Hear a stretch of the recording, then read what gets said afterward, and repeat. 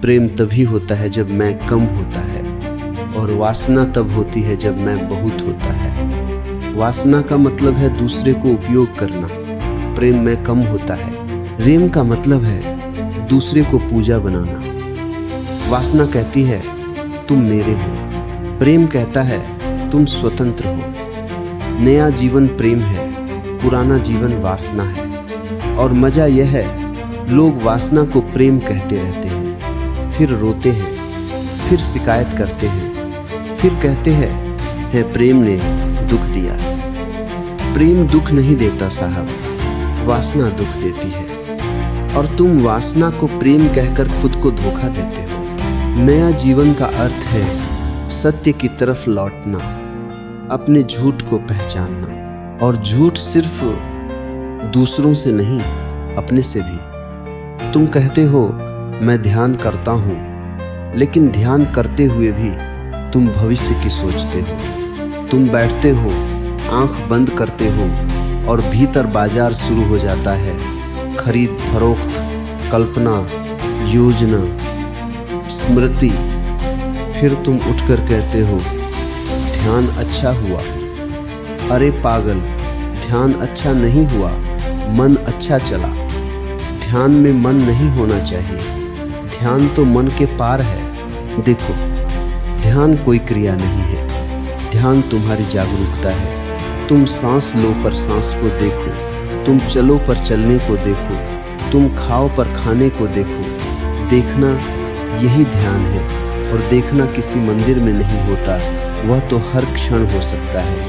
तुम चाय पी रहे हो और चाय पीने में पूरी तरह उपस्थित हो जाओ। चाय सिर्फ बहाना है, उपस्थित होना असली है। यही नया जीवन है, उपस्थित होना।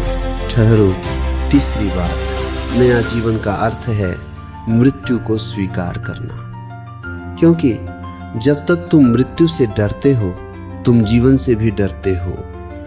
जीवन और मृत्यु दो नहीं, एक ही सिक्के के दो पहलू हैं। जीवन का मतलब है हर क्षण कुछ मर रहा है, हर क्षण कुछ नया जन्म ले रहा है। तुम सांस लेते हो, पुरानी सांस मरती है, नई आती है। तुम पल झपकते हो, पुराना दृश्य मरता है, नया आता है। पर तुम पकड़ने वाले हो, इसलिए तुम दुखी हो। एक सूफी फकीर था, वह रोज कब्रिस्तान जाता और वहां बैठकर हंसता। लोग समझे पागल।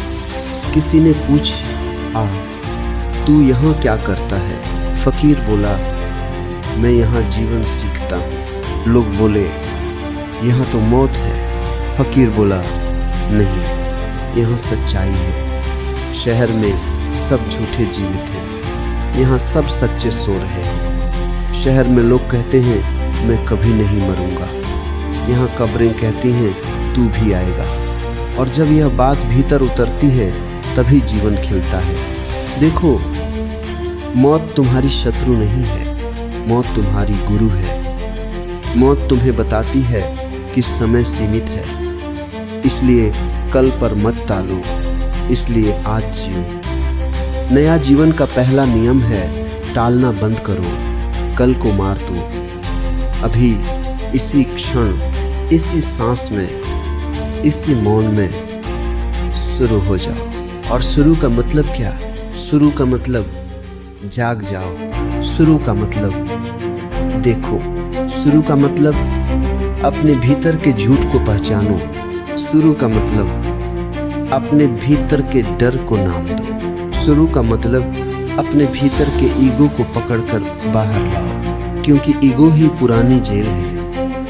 ईगो कहता है मैं खास हूँ, और खास होने की बीमारी बड़ी खतरनाक है। फिर तुम तुलना करते हो, फिर तुम जलते हो, फिर तुम ईर्ष्या करते हो, फिर तुम दूसरों के सामने मुखौटा पहनते हो, और भीतर खालीपन बढ़ता जाता है।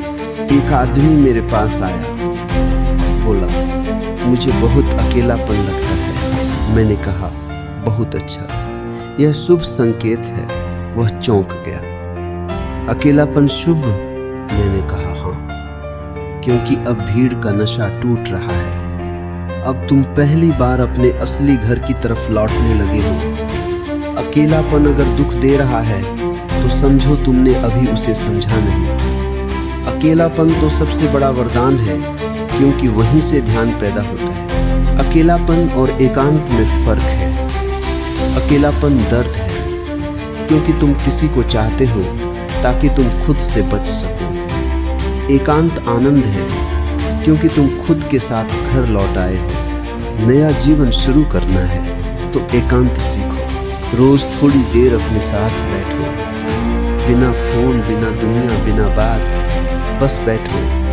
सांस देखो, शरीर देखो, विचार देखो, और सबसे जरूरी, विचारों से लड़ो मत। लड़ोगे तो और मजबूत होगे।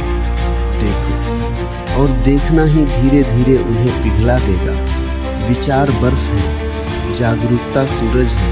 ठहरो, मैं तुम्हें बुद्ध का एक छोटा सा दृष्टांत सुनाता हूँ।